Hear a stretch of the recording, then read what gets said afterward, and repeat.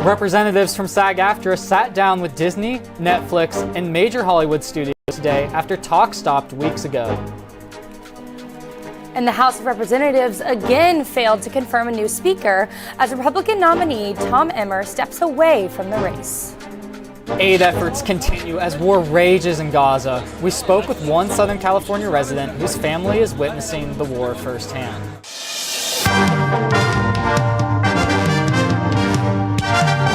Annenberg TV News is next. As the Israel-Hamas War continues, people with relatives in the region are concerned. Hi, I'm Aidan Williams. And I'm Tess Patton. Aid is finally beginning to reach Gaza, with 20 trucks carrying food, water, and medical supplies arriving Saturday. The emergency aid arriving in Gaza fails to fully address the deep humanitarian crisis in the region. The 2.3 million Gazans who remain in the area are running out of food, water, fuel, and medical supplies. If it was easy, my goodness, there'd be hundreds of trucks flowing in every day. It's a combat zone, Peter. It's a war zone. And that greatly complicates the ability to move safely and to the right recipients, the customers, that kind of humanitarian aid. So there's lots of players involved here. The Israel-Hamas War has left many families struggling to connect with loved ones. Today we speak with Ara Sharab. She lives in Simi Valley and all of her siblings live in Gaza.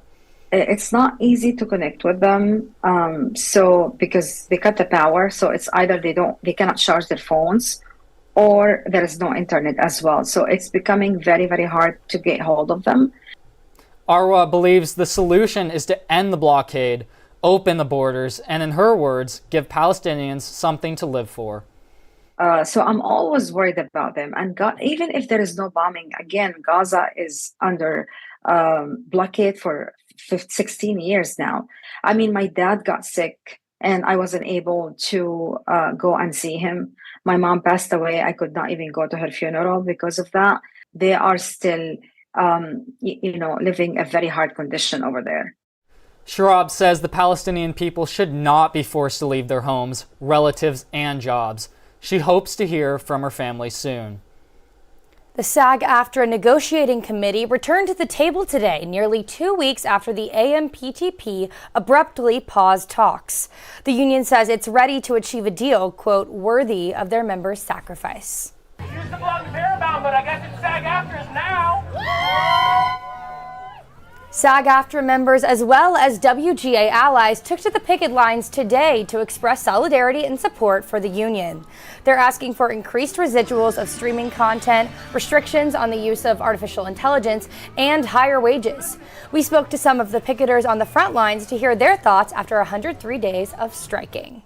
We're on day 103, I think, and everyone's still just like, yes! We want to come back to work because what they're proposing is ridiculous, because we want us to be taken seriously. We're striking for them to share the profits with the creators and the artists who give them their profits. We're asking for fairness. We need a fair contract that respects the value of the people who create the product that these corporations are getting rich producing. Several executives joined today's meeting. Disney's Bob Iger, NBC Universal's Donna Langley, Netflix's Ted Sarandos, and Warner Brothers Discovery's David Zaslav are among those at the negotiating table. There are no updates from the negotiations as of yet, but the SAG-AFTRA negotiating committee says it, quote, will not waver. In local news, the Graduate Student Workers Union sent out a strike authorization vote this morning. If it passes, the union could call for a work stoppage if their demands aren't met. Obviously, we hope a strike can be averted. We don't want to strike. We want to negotiate, continue to bargain in good faith. We think that the negotiation process has gone really well so far, and that we think that we can resolve all the open issues at the bargaining table, and that's the appropriate thing to do. And though we were glad to finally see some movement from them on economic issues, wages, benefits like dependent health care, child care benefits. Unfortunately, what they offered does not keep up with the cost of living in Los Angeles. The union says graduate wages are some of the most competitive in the nation, but data shows that pay for graduate workers falls behind other elite institutions. The union says a strike would only be a last resort and depends on what USC offers. The 2,650 graduate student workers have until Thursday to vote on the strike authorization. The next bargaining session is set for next Tuesday. And chaos reigns on Capitol Hill as Minnesota Republican Representative Tom Emmer dropped his speaker bid mere hours after winning his party's nomination. After backlash from far-right Republicans and former President Trump, Emmer decided to drop his speaker bid before it could even go to vote on the House floor. Emmer's downfall marks the third failure by Republicans to reconcile their differences and select a speaker. The Republican strategy to date has been splintered. There's the faction that is very loyal to President Trump. Then there's the other wing. They think maybe more moderately. Those two worlds have crashed together, and we are witnessing the wreckage of these two ideologies. Republicans have yet to put forth a plan to select a new nominee, and they appear further than ever from selecting a new House Speaker. Last night, Malibu city officials met to discuss safer measures for drivers of the Pacific Coast Highway after the deaths of 4 Pepperdine students. The girls were struck by a speeding driver who lost control of his car while they walked along PHC 4 miles away from campus. Residents have complained about the 20-mile stretch road, saying speeding has been a problem for far too long. The Pacific Highway Coast Task Force is set to meet in November to explore ways to improve safety on the highway. Community members gathered Thursday evening on the Pepperdine campus to remember and honor the college seniors who lost their lives in the deadly accident. Students, faculty, and loved ones mourn the girls who all belong to the same sorority. A county supervisor has called on Caltrans to see what can be done immediately to reduce speed limits on PCH. This morning, around 35 demonstrators gathered in Venice outside of Google offices to protest Google's robo-taxi company, Waymo. Say Waymo, you say hell no, Waymo! Hell no! Waymo! Hell no! I say Waymo, you say hell no, Waymo! Hell no! Waymo! Hell no!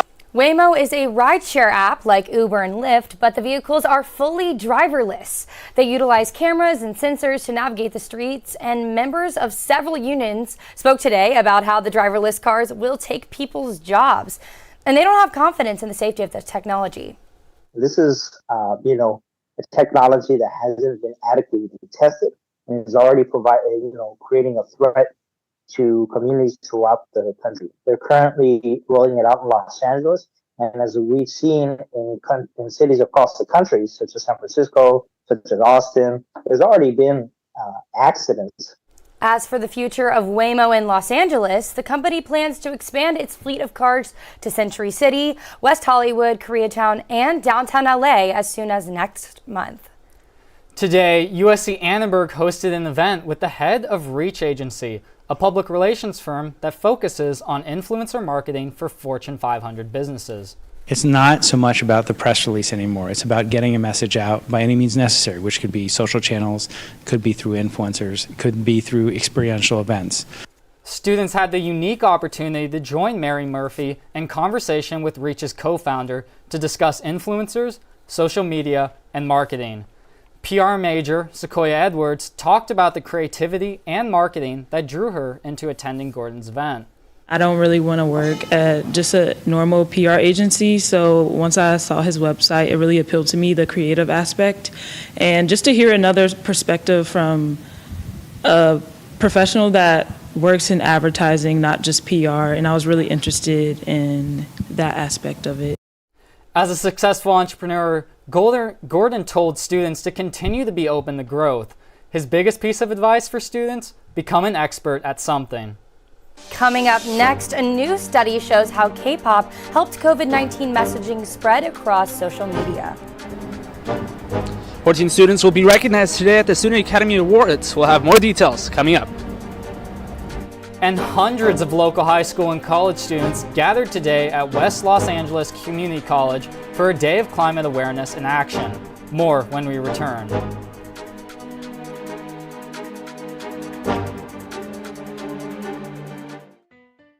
Let me tell you how we amplify our Latine voices. Check out Dímelo. We have it all. Deportes. Entertainment. Noticias. ¿Qué tal? Soy Mariela Gómez y bienvenidos a Dime la Hora. Radio and Podcasting. Comida y cultura. Digital social media. ¿A qué equipo le vas tú? ¿LA Galaxy o LAFC? Dímelo is the only Latina-focused media outlet at USC. Dímelo, we have it all. Dímelo, we have it all.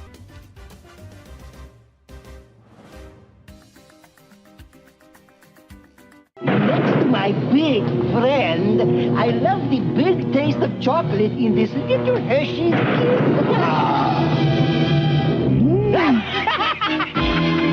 Hershey's Kisses, the little kiss with the big taste. This morning, Billy looked like any other boy, but as the moon rose, he turned into a werewolf. He used new Pa's Halloween makeup kits. His friends did too. Look, Mike's a vampire. Amy's a ghost. Pa's makeup is safer than masks. It never blocks vision, and it's hypoallergenic too. So watch your kids turn into the creatures they really are with new Pa's Halloween makeup kits. A recent study found that beloved K-pop groups like the world-renowned boy band BTS have the ability to influence social change when it comes to public health. In 2020, the director of the World Health Organization posted a tweet thanking BTS for encouraging fans to wear masks. The tweet went viral, making it one of the most shared tweets related to mask wearing during the COVID-19 pandemic. We see as worldwide young people are following these idols, interested in what they have to say, how they're leading their lives. They are in some ways lifestyle brands. And as people imitate that lifestyle, then health messaging is a logical part of that. The authors of the study plan to extend their research to examine the spread of misinformation on social media during the presidential election season. The Academy of Motion Pictures, Arts, and Sciences is honoring 14 students out of nearly 2,300 entries today. Reporter Jose Romo has the details. Jose, we all love a awards show. Can you tell us what's going on here? That's right, Aiden. The Student Academy Awards is celebrating the 50th anniversary. Student nominees showed up just earlier today. The competition is split up into 4 different categories, with each receiving a gold, silver, and bronze medal, along with a $5,000, $3,000, and $2,000 cash grant, respectively. The first ever award ceremony was on December 20th, 1973. Only 2 years later, a student at USC named Robert Zemeckis would take home the Special Jury Award. Zemeckis would later go on to earn an Academy nomination for writing Back to the Future and an Oscar for directing Forrest Gump. We spoke a lot to me as a filmmaker and as an editor and the editor of the movie. And usually you don't get so much recognized as an editor, but this way the whole team is recognized. We have all come here to LA from Vienna, and we are excited. Previous Student Academy Award winners have won up to 12 Oscars and received 67 award nominations. If you would like to participate in this film competition, make sure to tune in as applications open in March and close in early June. For Annenberg Media, I'm Jose Romo. Now looking at what's happening in Los Angeles, there's a climate action palooza. West Los Angeles College kicked off a 3-day climate event to get the community and especially high school students excited about supporting the environment.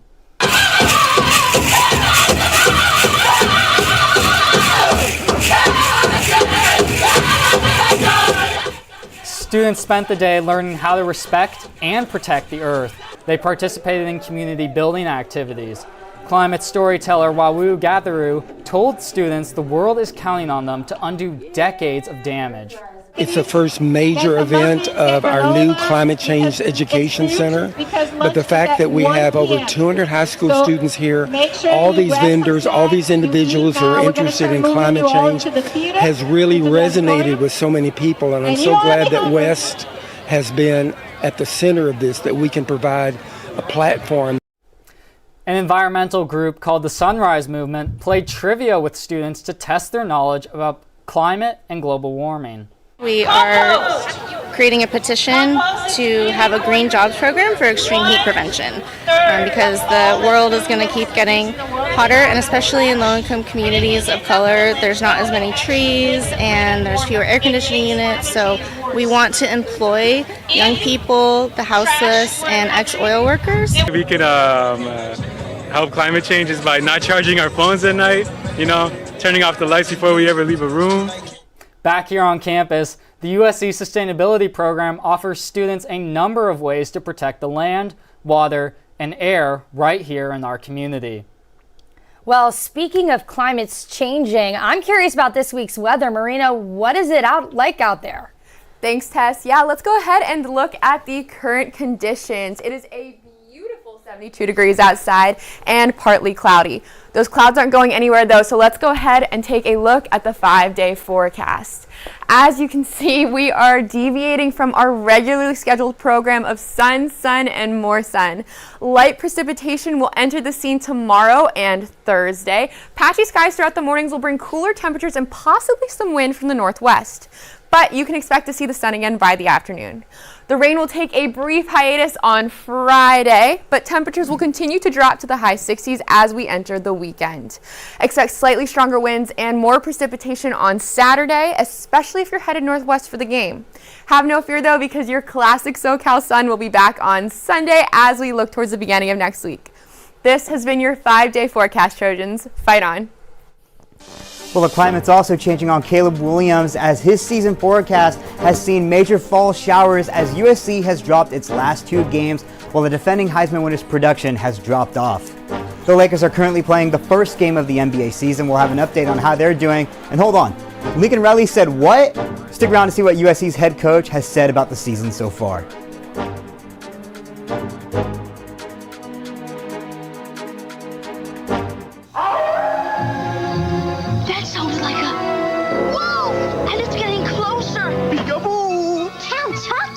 Did you hear a wolf? It was Wolfie, howling for the 2 new marshmallows in my Count Chocula cereal. The lovely chocolatey part of this complete breakfast. 2 new marshmallows? Yes, the new full moon and chocolate wolf marshmallows make Count Chocula a howling delight. For a limited time, you can try the full moon and chocolate wolf marshmallows inside new shiny boxes of Count Chocula. Wow, Millhouse, that frozen black cherries turned your tongue black. My tongue's black too. Let me try. Hey, Must have black tongue. This Halloween, the Simpsons are at Burger King. Now in every big kid's meal you can get a Simpsons spooky light up. They gleam, there is scream, and you can collect all 15 at Burger King. Where else? This Halloween, Blockbuster Video has a special treat for your whole family.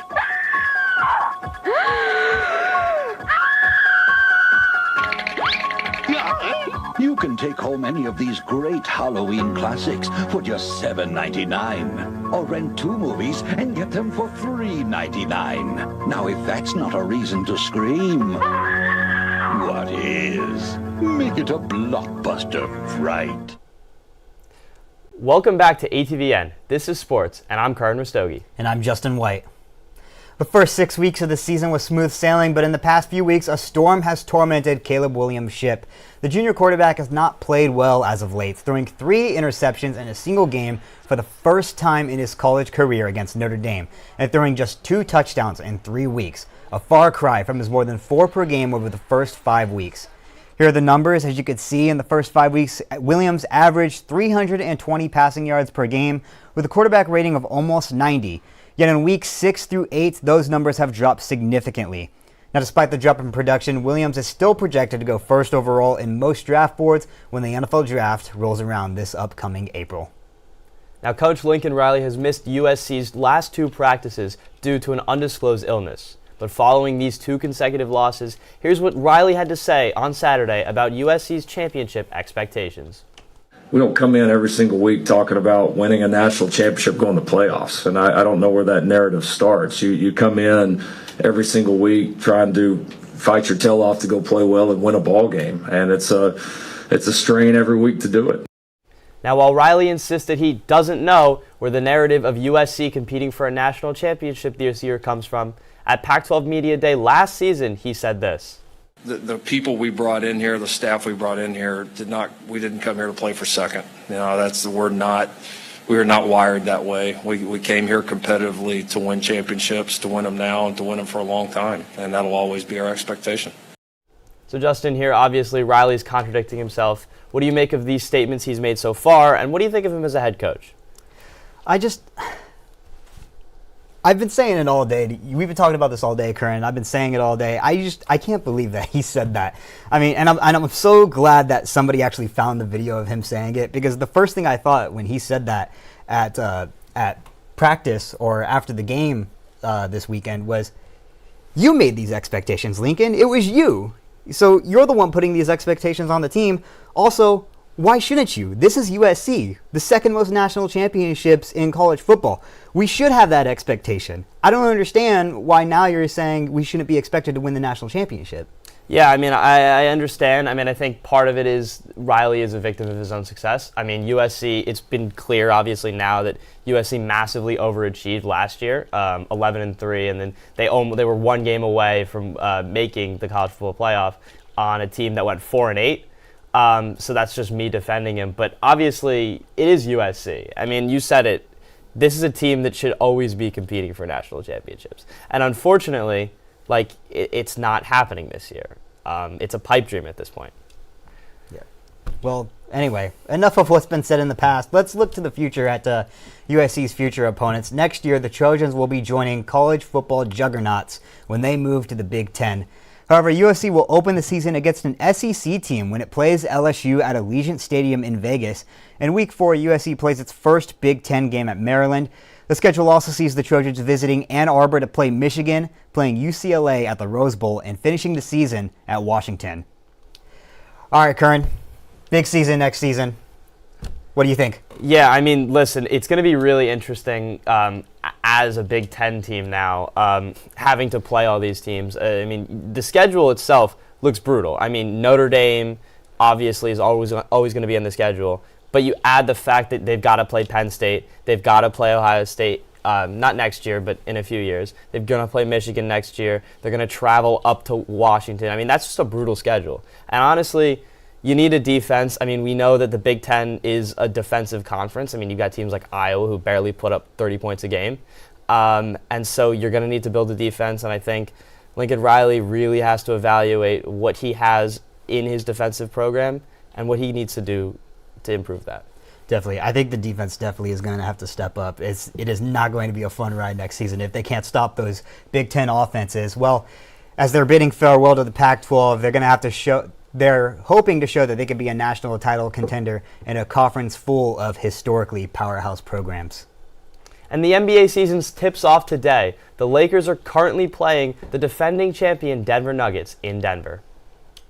Now currently, the Lakers lead the Nuggets in the third quarter 63-58. LeBron James has 10 points, Jokic has 19 and 9, and Anthony Davis has 17. We currently have 11 minutes and 2 seconds left, so we'll see what they can do. Entering his 21st season, LeBron James and the Lakers look to go back to the championship for the first time since the bubble. In the offseason, they added Gabe Vincent, Christian Wood, and Taurean Prince to fortify their bench, fixing one of their biggest issues. And across LA, the Clippers look to end their title drought with a healthy Kawhi Leonard and Paul George. The Clippers are running it back with an almost identical team to last year. This will be Russell Westbrook's first full year with the Clippers. The Clippers will play their first game tomorrow against the Portland Trail Blazers. The Lakers and the Clippers will play each other for the first time this season next week. Curran, can it really be called a title drought if you've never won a title? I mean, it is a title drought. They've never won the title. I find it hard to call it a drought if you don't even know what water looks like. That'll be all from your Tuesday sports team today. Once again, I'm Justin White. And I'm Curran Rastogi. Stick around. We've got more news up next. Now, our basketball teams aren't the only one balling out. Stick around to learn more about a student-owned business bringing in some money with customizable, eco-friendly jewelry at USC.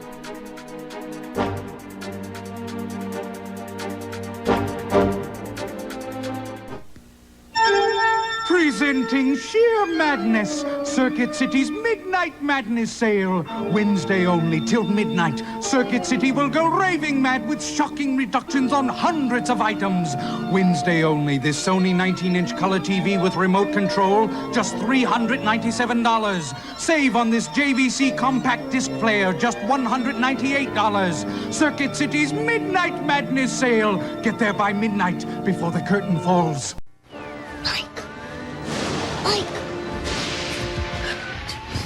What? There's something under the bed. I heard something. There's nothing under the bed. I heard something.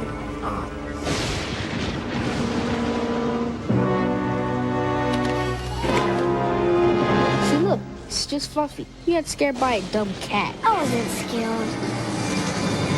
I told you there was nothing under the bed.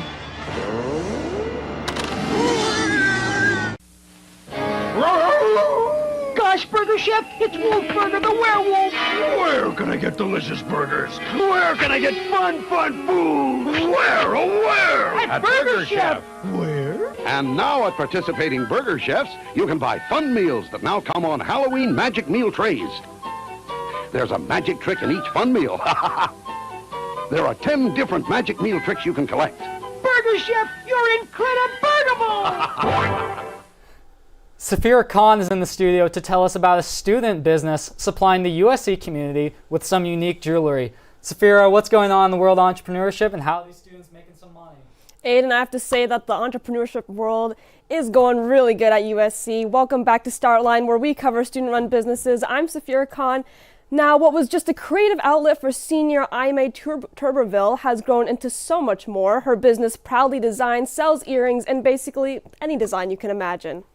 She started making her earrings in her room during quarantine. Since then, business has boomed, allowing Tuberville to display her work at all types of events, including Pride Fest just a few weeks ago. From simple designs to mushroom earrings, Tuberville says that everyone can find an earring that speaks to them.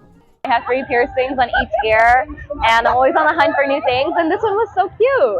I just really love these like bright cherries. I think they're really fun. All of their like earrings they had were super vibrant and really creative, so I wanted to grab one and make my jewelry wardrobe a little bit more fun. I love the different like designs that she has, the colors. I like that it's hypoallergenic. That's my favorite part because I have sensitive ears.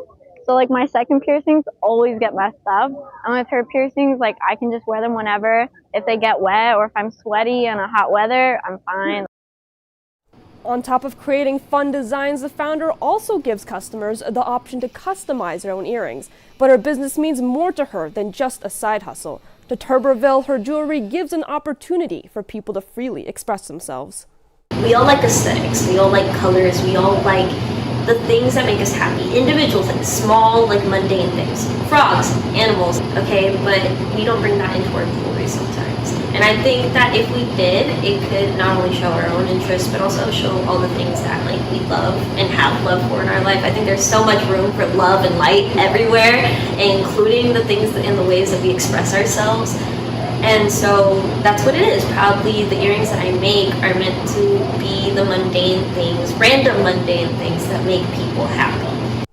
Now, Proudly Designs will be selling on November 3rd for Cannabis Club. If you can't make that, you can also check her out on Instagram, which is at Proudly Designs. Make sure you grab some new earrings. There really are designs for everybody. Aiden, my roommate's birthday is tomorrow, and I think I know what I'm getting her. I think you gotta do it. Right? I have to send them a DM, like, immediately. You know, make a friend happy, you know, support a small business, kill 2 birds with 1 stone. That's it, right. Thanks for watching Annenberg TV News. From everyone at Annenberg Media, I'm Aiden Williams. And I'm Tess Patton. For more coverage, watch and subscribe to our YouTube channel at youtube.com/Annenberg Media. Good night, everyone.